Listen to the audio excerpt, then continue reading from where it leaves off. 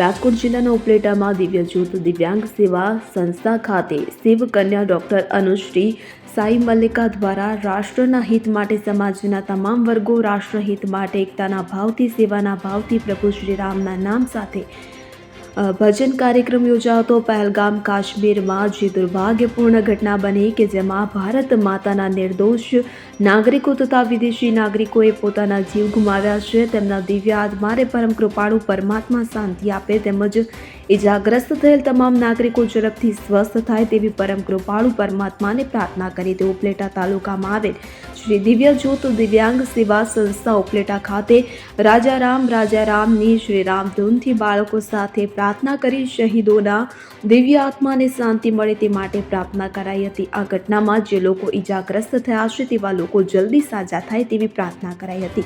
પહેલગામ આતંકી હુમલાની ઘટનામાં ગુજરાતના સુરત તથા દેશ અને વિદેશના જે તમામ નાગરિકોએ પોતાના જીવ ગુમાવ્યા છે તે દરેક આત્માને ભગવાન શાંતિ આપે તથા તેમના પરિવારને આ દુઃખદ ઘટના બની છે તે તમામ પરિવારને દુઃખ સહન કરવાની ભગવાન શક્તિ આપે તથા જે લોકો ઇજાગ્રસ્ત થયા છે તે વહેલી તકે સાજા થઈ જાય અને દુર્ભાગ્યપૂર્ણ ઘટનાને સહન કરવાની શક્તિ આપે તેવી પ્રાર્થના કરાઈ હતી. નમસ્કાર, હું શિવકન્યા ડોક્ટર અનુશ્રી સાઈ મલ્લિકા જૂનાગઢથી.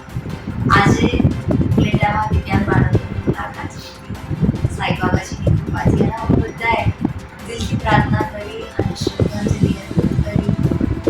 સૌ જેને બી પોતાનો મૂલ્ય જીવ ગુમાવ્યો છે અને જેની પીડિત છે એને બાબાજી જલ્દીથી સાજા કરી અને સૌને અમર ચેન શાંતિ જીવન જીવવાનો એક સંદેશો આપે. સમાનતા અને સેવાના ભાવ સાથે આપણે બાબાની પાછળ આ બાબાના જે બહુ જ લાડના બાળકો છે એમની સાથે પ્રાર્થના કરતા ભારત માતાનું આવનારું જે ભૂલકાઓનું સુનેર ભવિષ્ય છે એ તરફ બધા એક સાથે પૂછ કરી સક્કામાની એક શ્રદ્ધા સબૂરી. જય સાઈનાથ.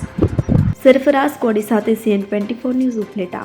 હવે જુઓ દેશ દુનિયાની તમામ ખબરો તમારી આંગળીના ટેરવે.